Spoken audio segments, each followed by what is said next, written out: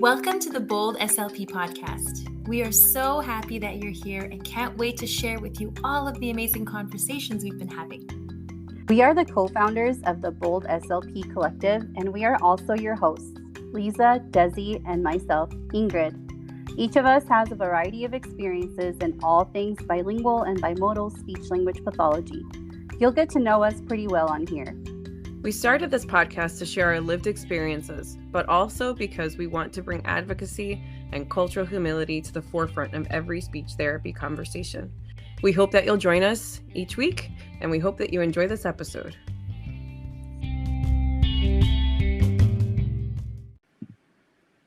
Hi, everyone. This is Ingrid. I am here hosting with Desi today, and we have a very special guest. Welcome, Sarah, to the Bold SLP podcast. How's it going? Hi, thank you guys for having me. It's going really well. Hot here in New York, but I am excited to be here and ready to talk all about what we're going to talk about. Yes, let me introduce you guys to Sarah. She is an amazing Spanish bilingual SLP. She's first gen Colombian American. She's a certified and licensed bilingual SLP in New York, now for over 4 years. She's got her master's from Adelphi University, and she did her bilingual extension there and then did it again at Columbia Teachers College, the Bilingual Extension Institute. So she is a source and wealth of knowledge about anything and everything bilingual evaluation, bilingual dynamic assessment, everything bilingual. She started her career as early intervention at SLP, then went to preschool, and now she is moved on to school-based SLP at an elementary school. So she loves working and advocating for bilingual students and their families. But why is Sarah here? Sarah's here because she is the founder of the BEAM SLP program. BEAM for its acronym of bilingual empowerment through allied mentorship. So she started this amazing mentorship program for future bilingual SLPs by bilingual SLPs. So in the summer of 2021, Sarah took the initiative to mentor 2 students.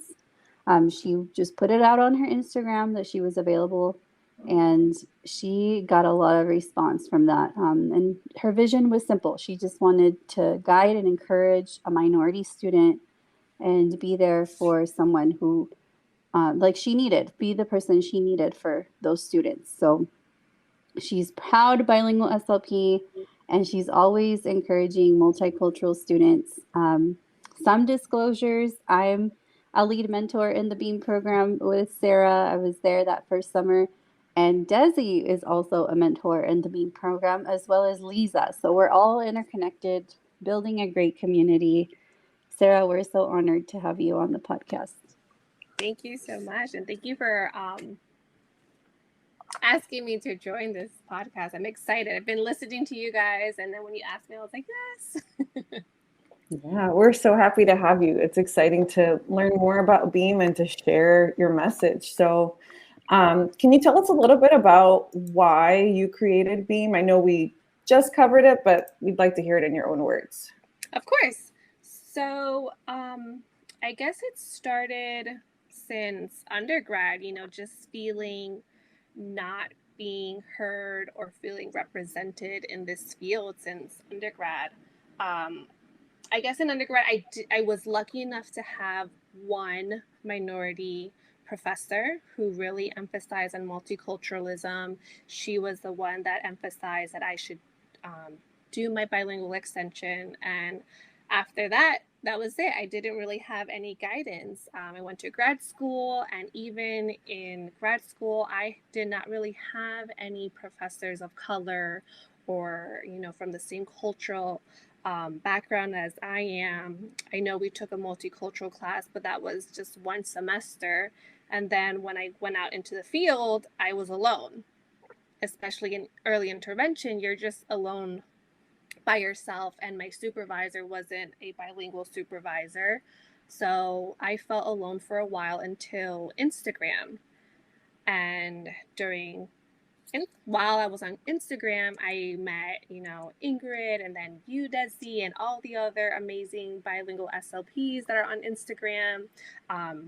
Close to my age, everyone that I looked up to was a lot older because they were my professors. So finally having a community of people who looked like me, who wanted to make a difference, that's when, I was excited and I was so what should I say? I was looking up to like everybody, like so happy. And then Clubhouse started, and then we started talking about mentorship.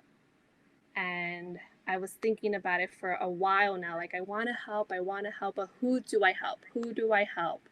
How can I increase the 8%? Since there's only 8% bilingual SLPs in this field, how can I help increase them? That was a lot that we spoke about on Clubhouse.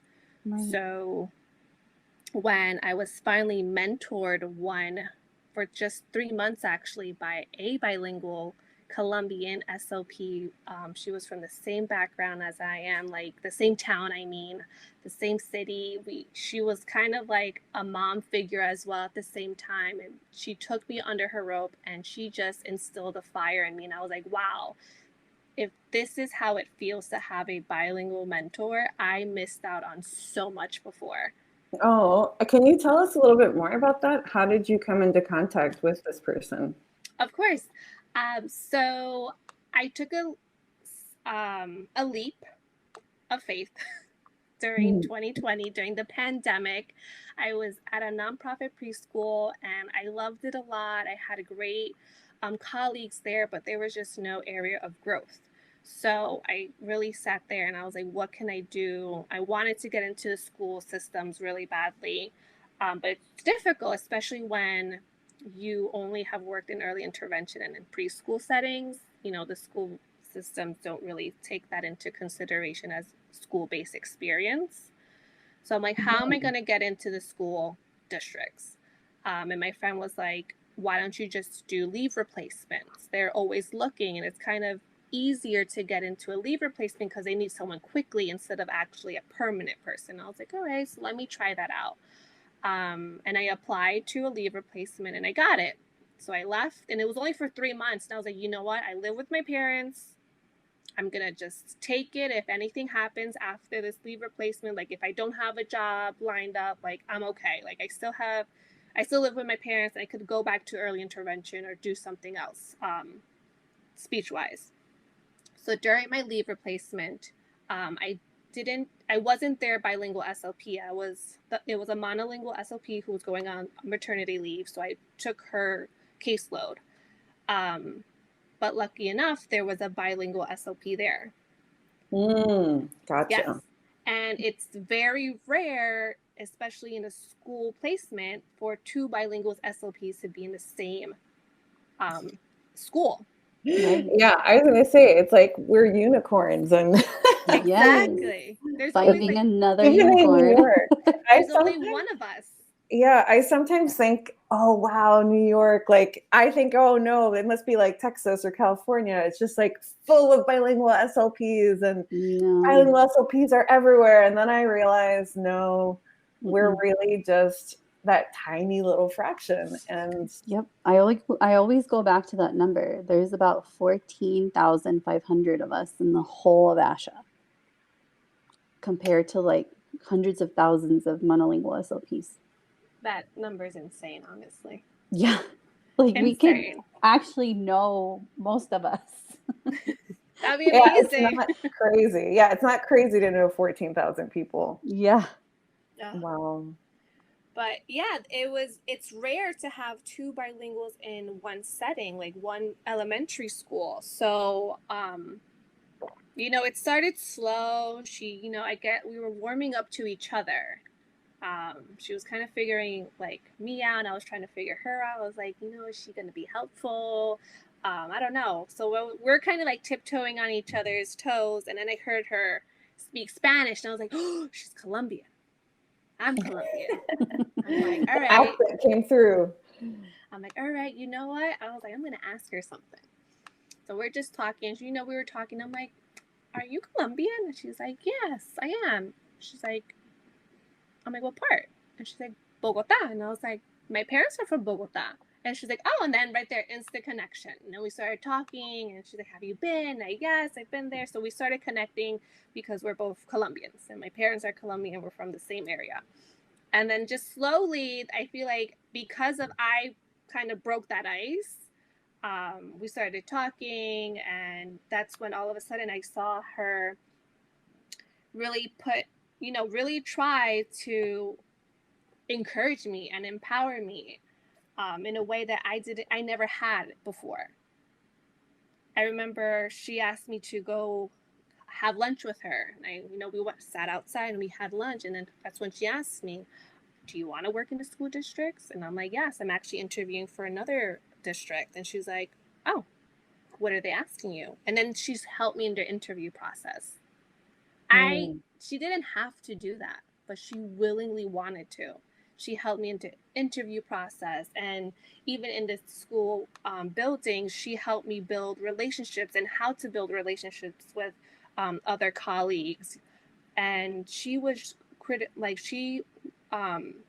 really challenged my critical thinking skills as well. Like, okay, like, but why are you doing it? What should we do? And she brought me in to her space when she didn't have to. And I felt like it was a safe space, and we connected instantly. And it was only for 3 months. And within those 3 months, like, I think everyone in that school saw what it's like to have two bilinguals together. Right. And it was just amazing. And she was the mentor that I always wanted, because even in grad school, I did have a bilingual supervisor, but it was more clinical. Like, all right, we have to get this done, do this. This is what you do. You have to get your hours. For the first time ever, I felt like I had someone a seasoned SLP. She's been in the field for like more than like 15 years. And she saw me as her equal.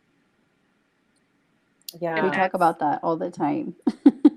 And I felt finally like as a newbie, like as a new SLP, I felt finally someone has respect for me.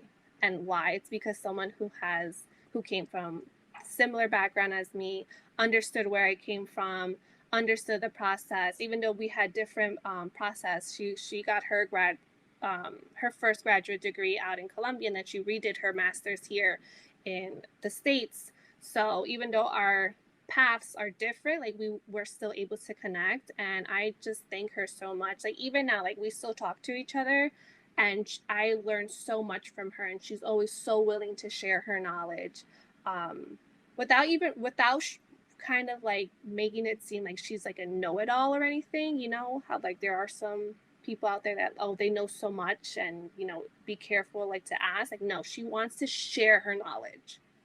Yeah, and that's what I love about her. She wants to see you win. I feel like that's the biggest, from mentorship. We want, if you are mentoring, I feel for the right reasons, you want to see that mentee win, and you want to see their path be easier than yours was. Exactly. And that's what I felt what she was giving to me.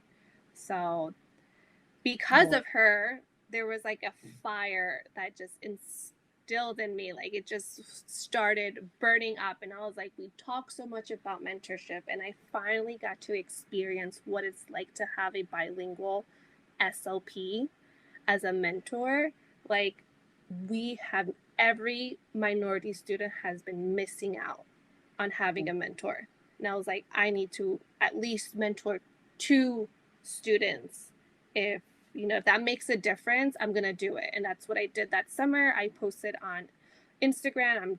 Just randomly, I'm like, hey, I'm going to take 2 students. And the amount of DMs, I believe I got 25 DMs. I didn't think anybody was going to DM me. I really thought like one person. I'm like, cause like, I was like, I'm not that a big influential person on Instagram. Like I don't have like 10K followers, So I'm like, whoever DMs me, I'll take it. And 25 students, undergrad students, graduate students, and CFs DM'd me. And I was like, what am I going to do? So yeah, you had no idea how many other people thought the same thing as you did, that bilingual mentorship is so priceless. Yes, and I didn't think anybody like looked up to me or anything when I started reading their little blurbs that they sent me. I'm like, oh my god, like, am I really making a difference? And I'm like, well, if I am, I need help. And Yeah. luckily, Ingrid DM'd me, and I'm like, yes, Ingrid, please, because I don't know what to do with these 25 DMs. It was great. You had some really thoughtful responses. Like those first 25 have been my favorite.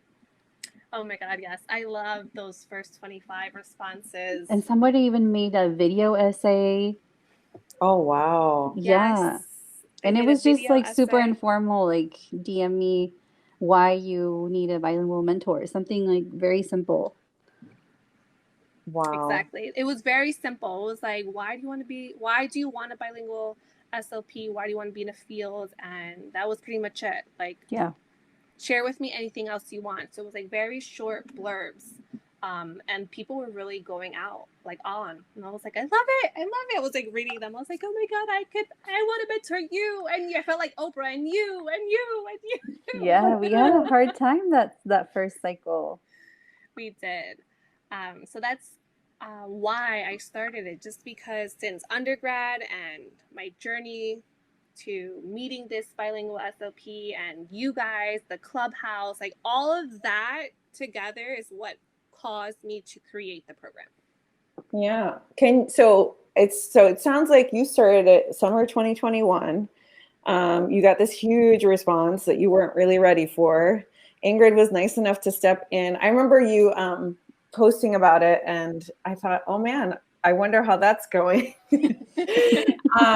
And then after that first summer, how did it change from there? Did it evolve at all in the fall? Yes. So I spoke to Ingrid and I was like, hey, we need to get more mentors. Like if we got 25 applicants just DMing us, like let's add more mentors because it's only 2 of us. And she was like, yes, let's do it.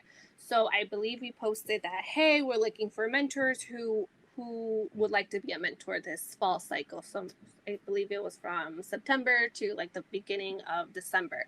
And we got we actually got a lot of responses, a lot of applicants, but it ended up just being 8 of us at the end. Which is a lot. Yes. It Yeah. is, as for a first time, yes. Yes. And it was 8 of us, and we just, that's how we started it. That September, we just, tried organizing the Google Forms and having a Google Drive, and I think we were just trialing out that first cycle, like actual fall cycle. We were just trialing it out, like, okay, let's see how it goes. And that's when we realized we needed more mentors, because that cycle, I believe we had over 120 applications. Yep. Wow. And for it was people mentees. who weren't even on Instagram. Yes. Yeah, so almost 5 times the amount you got Yes. a few weeks earlier. Yeah. Yes. So when we all saw that, we were like, oh my goodness. And then the beauty of this program is that we meet up again. The mentors meet up, and then we talk to each other about how was their experience, what can we do differently. Like we realized that we wanted to grow this program, and everyone had such a great experience. Obviously there was trials and errors throughout the mentorship, but everyone just had a positive experience. And because we saw such a long wait list, like we created the wait list, and we're like, oh my God, what are we going to do now with 100 plus waitlisters? Like, now what? And then we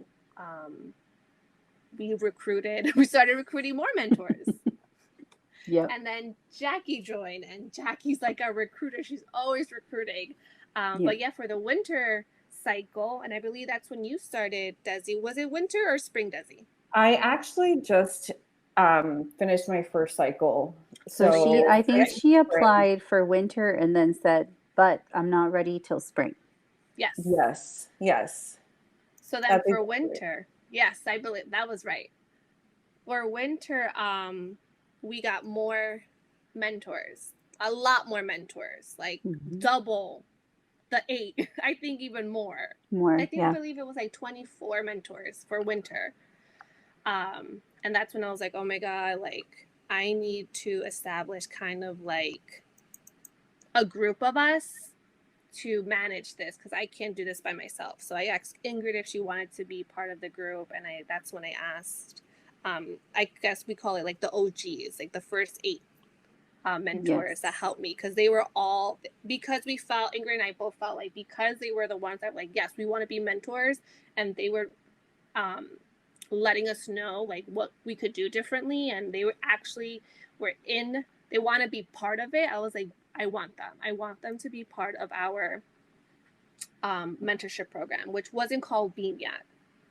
Not yet. So I was like, I want them. So I asked Ingrid, I asked Jackie, Julissa, Yvonne, Isela. Oh, and Isela was a grad student. Yep. She was a grad student who DM'd us and was like, can I be a mentor? And I asked Ingrid, I'm like, what about this girl's a grad student? What do you think? And she was like, absolutely. And I was like, okay. And then she was like, we need to know what's going on in grad school. So of course she's a perfect person to be a mentor. And I was like, all right. And I was like, you know what? I'm sold. Isela, you're a mentor. And I'm so happy that she is one of the lead mentors. Now we have Sophia, and that's it. Yeah, I was looking at the website to make sure we didn't miss anyone.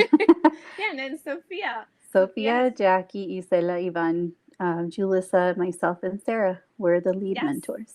We are the lead mentors. We ended up calling ourselves a lead mentor. We're like, what's a good name? We've had like 5 different names. We had like 5 different names. And we're like, we need to come with a good name.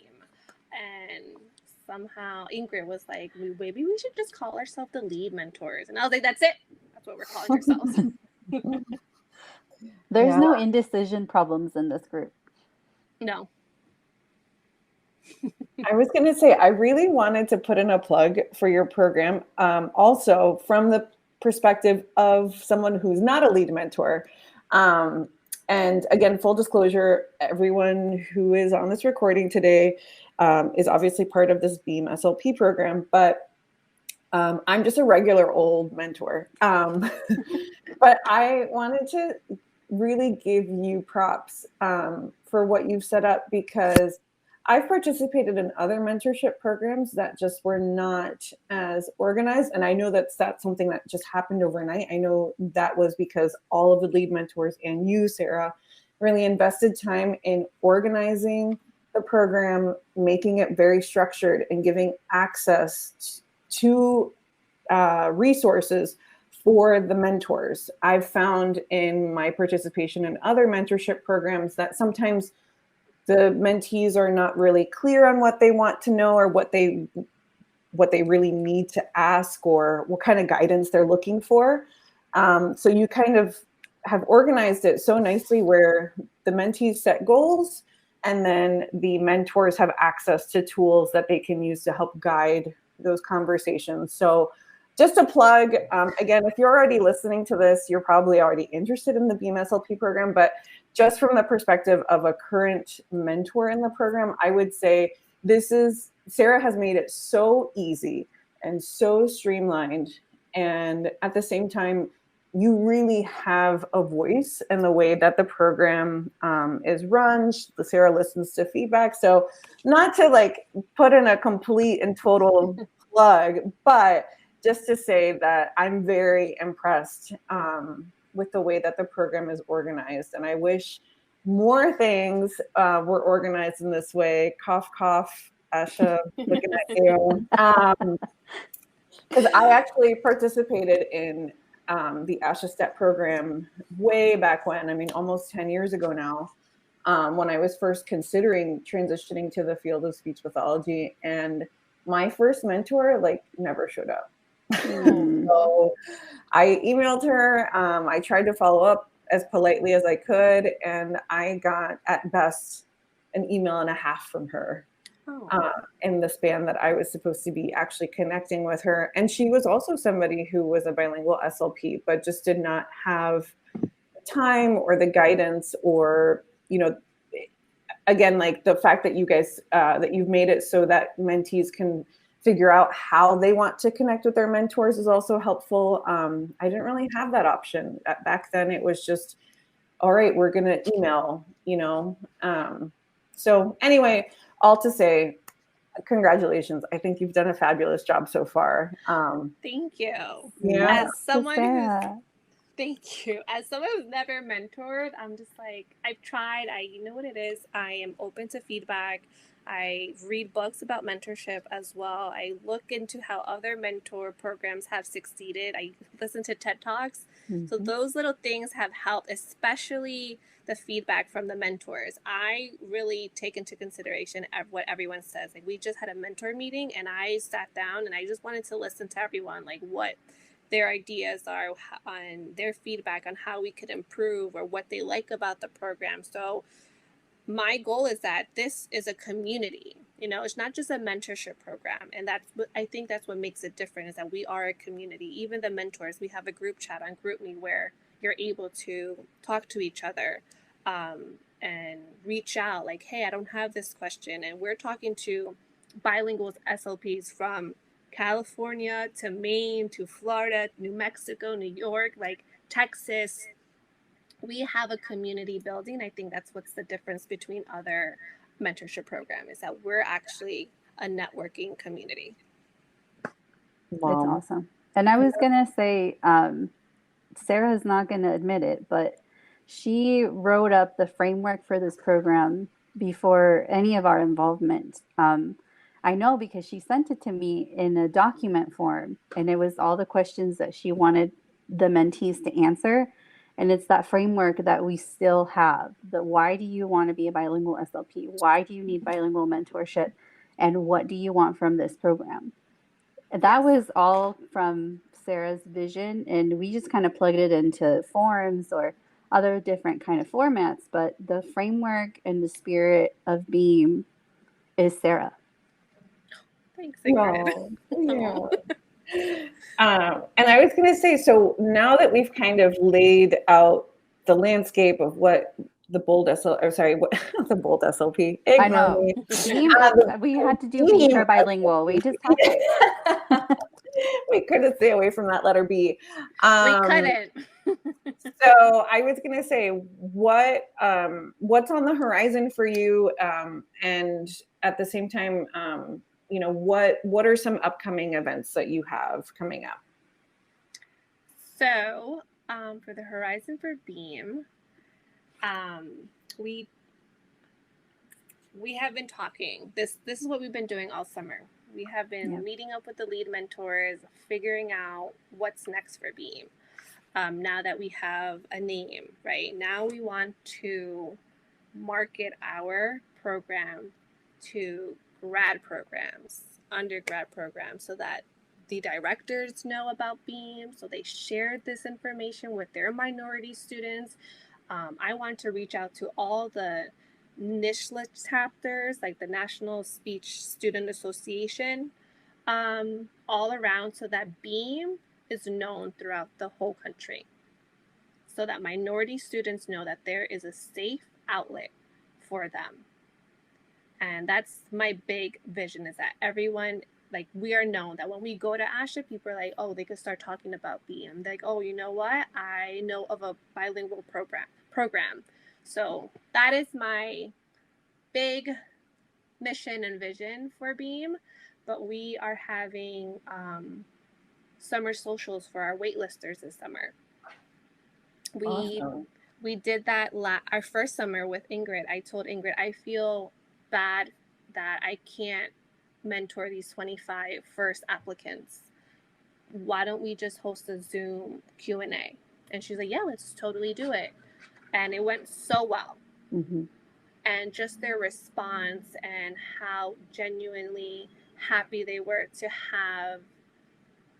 to just being able to speak to bilingual SLPs, because it was just Ingrid and I in that Zoom meeting. So we were so happy with that outcome. So we're having 3 different socials for the waitlisters, so they could have the opportunity to at least connect with us. And we're going to do a discussion panel where they have the opportunity to ask questions. We already have topics on what kind of topics we're going to, focus on. And it's that their time to connect with other bilingual SLPs and future bilingual SLPs.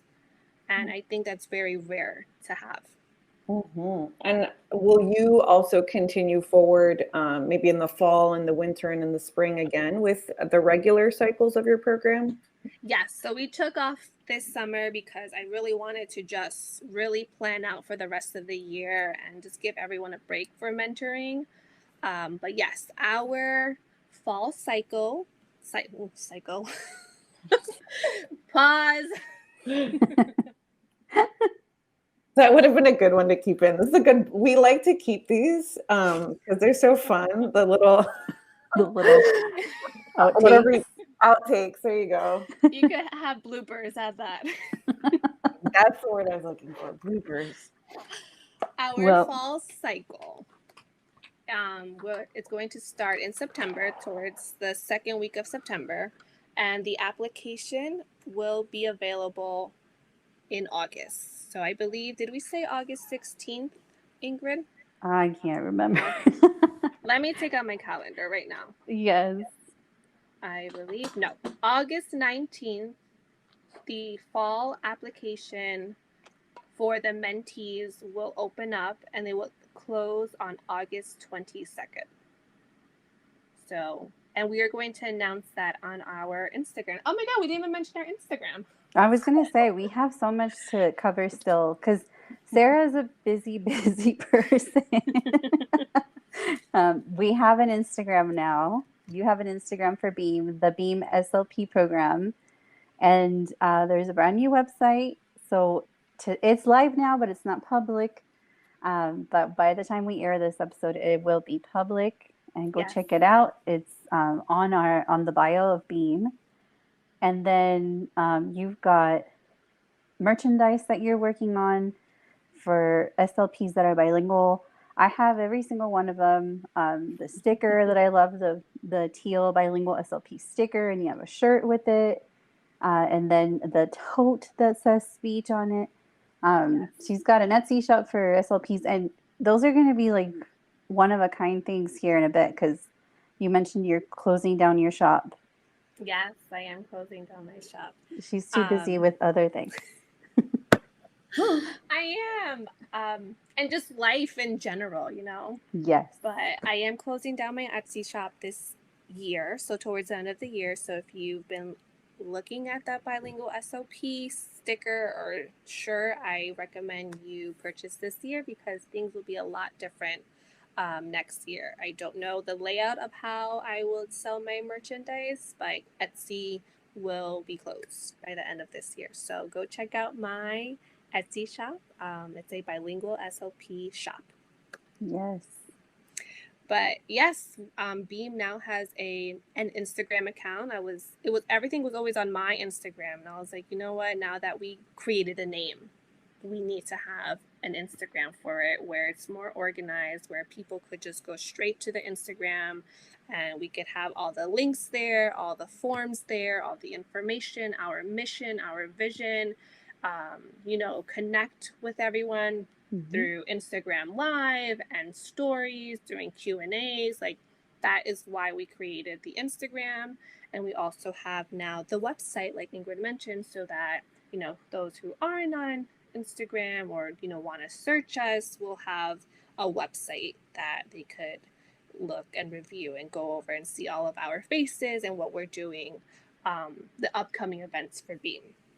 And a little sneak peek, and we can cut it out if it's like not on time to say this, but we're working on Wellness Wednesdays in August too, and we have guests lined up for Wellness Wednesday lives, because one of the things that we all keep talking about is we wish we knew how to take better care of ourselves when we were in grad school.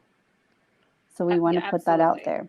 I wish I knew how to take better care of myself right now. So I will be joining your Wellness Wednesdays. Yes. I think it's really wonderful that this is an idea that Beam will be supporting. Just as a bilingual SLP, we're just facing different circumstances. I don't know that that's known to a lot of the monolingual SLPs.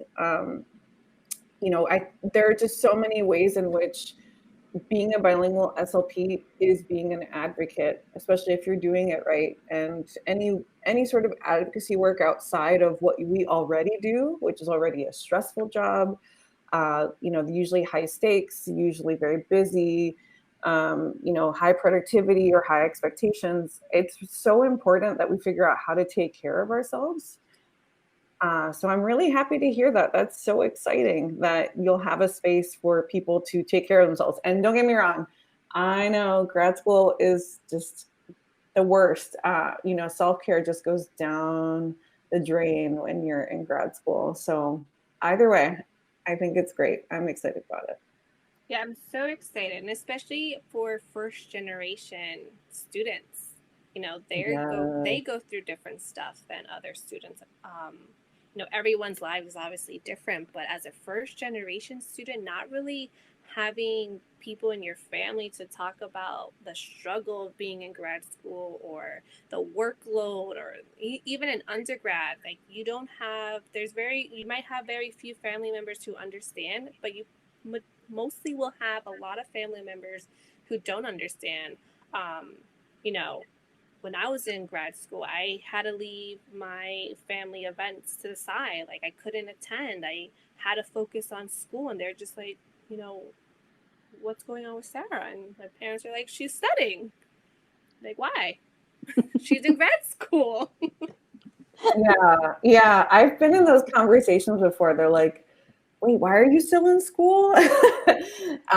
Especially when, I was more so first generation grad school. I had some people in my family, like my mom did non-traditional night school to get her undergraduate degree. So that was easier to understand. Like, oh, you go to class, you come home. But the whole concept of like, no, I'm in grad school and I spend the whole day in this building and then I come home and I do more work. Yep. It's such a weird concept to some of our families. It is. Like, I remember my brother, he's older than me, and he didn't go to grad school. He only went to undergrad, and he went to school for illustration. So when he saw me studying, he would feel so bad for me. He's like, I never had to study like you are doing. And I'm like, yeah, because we're different careers. And he's like, no, I know, but he would always see me like at nighttime, like I would be studying at like 1 a.m. still studying, and he would like come and like give me like a coffee or something. Oh. No. So he was like my biggest supporter during grad school and undergrad, because everyone else was just like, okay, she's in grad school. And that was it. So he was my only supporter. Luckily I had him, but yeah, I feel like others, especially like if you're the first child going to school, like going to grad school or undergrad and dealing with FAFSA and student loans and everything, it's a lot. Yeah, and it's like a lot. Cultural interactions too. Like it's just a completely different arena, even than undergrad. I felt. The spaces are different. Obviously, like, especially if you're a student of color or you're a minority student, it's really shocking to enter those spaces and realize very quickly that you stand out compared to somebody else. Exactly. So that's why we want to do these Wednesdays. What do we call it? Wellness Wednesdays. Wellness Wednesdays, because August isn't it Mental Health Month? It's National Wellness Month. It's National Wellness Month. We were just talking too with the mentees, and I just had an idea on the fly. You get to hear this exclusive. I think we need to do Money Mondays. Yes, we sure There are a lot of questions about money, and I know we had them. I know I still have them as first gen. I'm like, still trying to figure out this financial literacy stuff. Because a lot of our mentees had those questions this month. A lot of them. They were all asking about student loans, and obviously everyone's debt journey is different. There's student loans, everyone's different. but they were asking about money, and I was like, and that's when I said to everyone, even to the mentors, I'm like, we come from, if you were fortunate enough to learn about financial literacy, that is amazing. But many of us don't, because our parents came here with nothing and worked their butt off to where they are now. And there's many of them are still working their butt off. So some of them couldn't really teach us about financial literacy. Like my dad really was just figuring it out. So I was just figuring out on the way he was figuring it out. And I couldn't ask him questions about FAFSA and like taking out, like, what do you think about these loans and what do I do? And he was like trying to help me as best as possible. But, now that I'm on my own, I got my big girl money now. When I first got out of grad school, I'm like, what do I do? How do I balance out my income? Mm-hmm. So it's so much that many of us, unfortunately, did not learn. But I recommend, reading a lot of financial literacy books and listen to podcasts, or on Instagram, follow Instagram accounts, because, it could be overwhelming trying to figure out how to plan anything with money. Yeah, that personal finance piece can really make or break. Again, I feel like Money Mondays feeds into Wellness Wednesdays. Really, like, your financial well-being is something that everyone is looking for, especially when we enter a career such as this one. Yes. Yeah. And the stress that comes with having to fund your grad school. Oh, I've never been more stressed about money than when I was in grad school, because I couldn't work as much as I needed to work.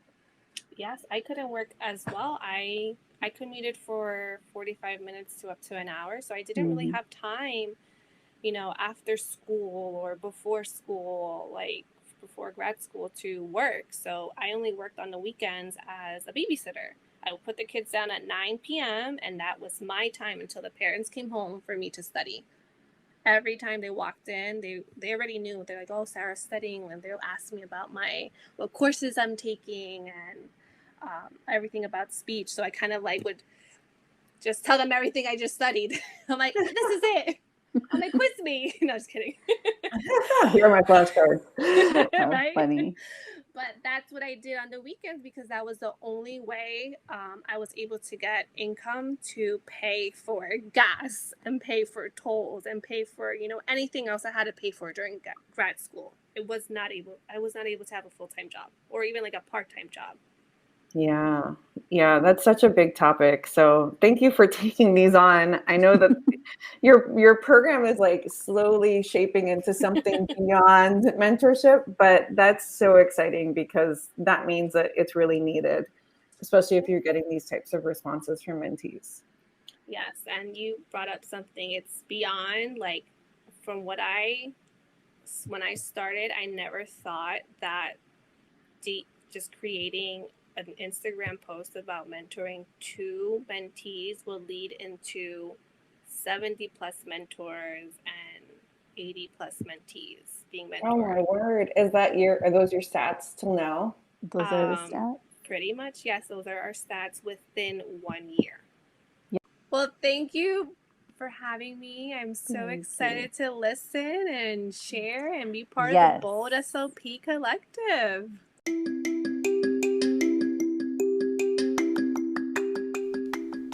Thank you for listening and supporting the Bold SLP Collective. You can find a closed caption version of this podcast on our YouTube channel. We will also have show notes on our website.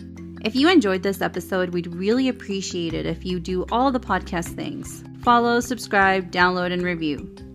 And don't forget, we love hearing from you, so connect with us on Instagram at the Bold SLP Collective. Stay bold and humble. See you next time.